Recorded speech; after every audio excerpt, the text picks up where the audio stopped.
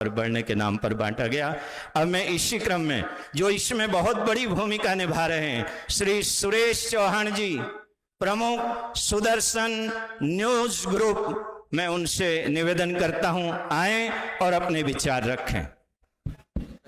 आदरणीय सुरेश चौहान के जी मंच पर अपने उद्बोधन के लिए तत्पर हैं। अभी उनकी एक पुस्तक आई है और वह बड़ी विलक्षण पुस्तक है, कैसे बने इस्लामी देश। उन्होंने इस पुस्तक के निमित्त मुझे फोन किया था कि स्वामी जी इस पर कुछ पंक्तियां आप अवश्य लिखें। मैंने कहा एक बार मुझे पढ़ने दीजिए पुस्तक क्या लिखी है आपने। तब इन्होंने मुझसे फोन पर यह कहा कि मैं आपको ये नहीं बता रहा कैसे व्यक्ति मुसलमान बना, मैं आपको ये कह रहा हूं कि कैसे बने अनेक मुस्लिम देश, एक नहीं 58 देश। इस धरती पर 58 मुसलमान देश कैसे बने, बोले वो पुस्तक है मेरी, उस पर कुछ पंक्तियां लिखी है। उस पुस्तक को मैंने आरंभ से अंत तक पढ़ा और मैं उनका हृदय से स्वागत करता हूं। वे छत्रपति शिवाजी महाराणा प्रताप की परंपरा के संवाहक हैं। वे अपना उद्बोधन निसंदेह कुछ सीमित से समय में देंगे, चूंकि 2-3 मिनट की मर्यादा है, और वो 1 मिनट में ये भी बताएंगे कैसे बने इस्लामी देश, चूंकि ये अभी पुस्तक सबको दी गई है। अपना मनोगत इस पे भी रखें। भारत माता की। सभी राज्यों से और कई देशों से आज यहाँ हिंदू शक्ति उपस्थित है। जयकारा भी वैसा होना चाहिए। भारत माता की, गंगा माता की, गायत्री माता की, गौ माता की। आज के आनंद की सम्माननीय पूजनीय मंच, आज मुझे वो विषय रखने के लिए कहा गया है जो पूज्य ब्रह्मलीन स्वामी सत्यमित्रानंद जी के भी हृदय का था, और पूज्य स्वामी अवधेशानंद गिरी जी महाराज जी ने तो इस विषय पर मुझे बहुत बड़ा काम करने के लिए कहा। और आज के इस मंच से मैं केवल समस्या नहीं बताऊंगा, क्योंकि समाधान का संकल्प लेने की शक्ति इस मंच में है, और इसलिए मैं ये विषय यहां रखूंगा। विषय है कैसे बने इस्लामी देश। इस पुस्तक में मैंने 58 इस्लामी देश बनने की कहानी लिखी है। विशेष बात यह है कि 58 में से केवल 13 देश ही ऐसे हैं जो तलवार के बल पर इस्लामी बने।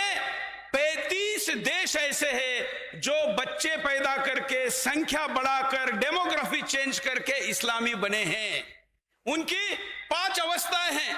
एक अवस्था है जिसमें जनसंख्या बढ़ाना, धर्मांतरण करना, घुसपैठ करना, लव जहाद करना, नौकरशाही पर कब्जा करना, और उसके बाद राज सत्ता को काबिज करना।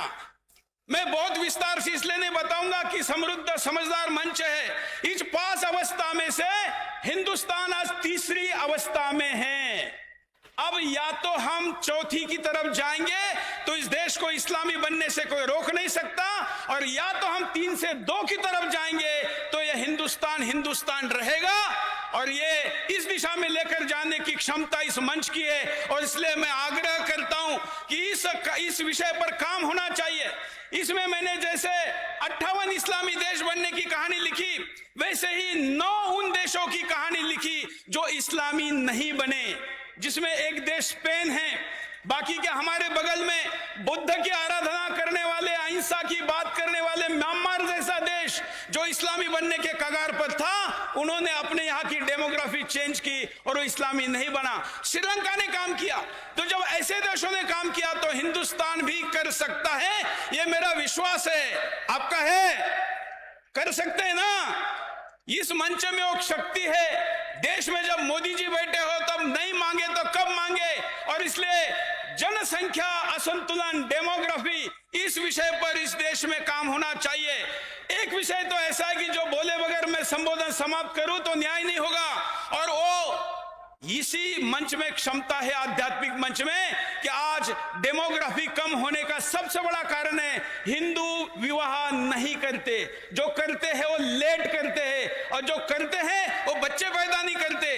हरिद्वार की डेमोग्राफी है, birth rate, fertility rate Hindu का 1.1, मतलब 2 हिंदू मिलके हरिद्वार में 1 हिंदू पैदा करते हैं। हरिद्वार ग्रामीण का बर्थ रेट है 1.6, दिल्ली का 1.8 और बैंगलोर का है 0.8, मतलब बैंगलोर के 2 हिंदू मिलके 1 हिंदू भी पैदा नहीं करते। तो फिर हिंदुस्तान में हिंदू ही नहीं रहेगा तो फिर पाकिस्तान बनेगा, बनने देना है। तो स्वामी जी ने कहा आज ये विषय रखना प्रासंगिक कैसे? मैंने कहा उत्सव का वातावरण रहेगा, ये क्यों रखना है? तो स्वामी जी ने कहा कि जो आज पाकिस्तान है, जब कभी हिंदुस्तान था, मूर्तियां तो वहां भी लगाई गई थी, साधु संत वहां भी थे, आश्रम वहां भी थे, लेकिन जब वहां की डेमोग्राफी बदली तो आज ना वहां हिंदू है, ना मंदिर है, ना आश्रम है, ना गौ माता है। तो ऐसा हिंदुस्तान में भी होगा, क्योंकि वो भी हिंदुस्तान का हिस्सा था। अफगानिस्तान चला गया, पाकिस्तान चला गया, बांग्लादेश चला गया। हिंदुस्तान के 1000 शहर ऐसे हैं जहां पर हिंदू अल्पसंख्यक हो चुका है। मैं माननीय मंच, पूजनीय मंच से आग्रह करता हूं कि एक आध्यात्मिक क्षेत्र ने विषय हाथ में लेना चाहिए, वो ये है कि हिंदू बच्चे पैदा करे। अब ऐसा कहेंगे तो कहते खर्चा बहुत है, क्या करे? तो मैं घोषणा करता हूं, हिंदू जो भी 2 से बाद का बच्चा पैदा करेगा उसकी शिक्षा की जिम्मेवारी सुरेश चौहान के लेने के लिए तैयार है।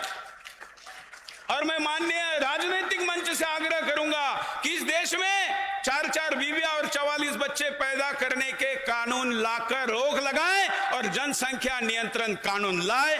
यही मेरी 2 मांगे हैं। धन्यवाद, प्रणाम। बाकी पुस्तक में सब लिखा है।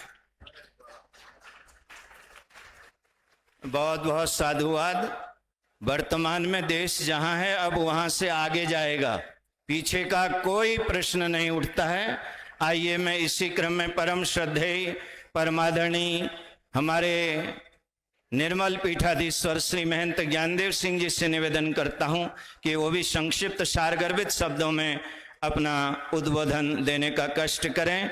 श्री महंत ज्ञानदेव सिंह जी, एक भाई, हाँ आचार्य जी का आदेश है, सब 2 मिनट में ही सब बोले, क्यों हम सब 2 मिनट में ही अपना बात रखें।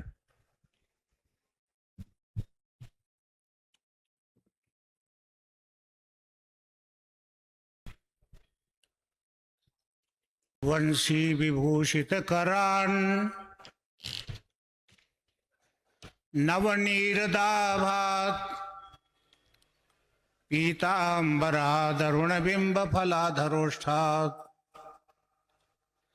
पूर्णेन्दु सुंदर मुखादरविंद नेत्रात् कृष्णात् परम किमपि तत्त्वमहं न जाने।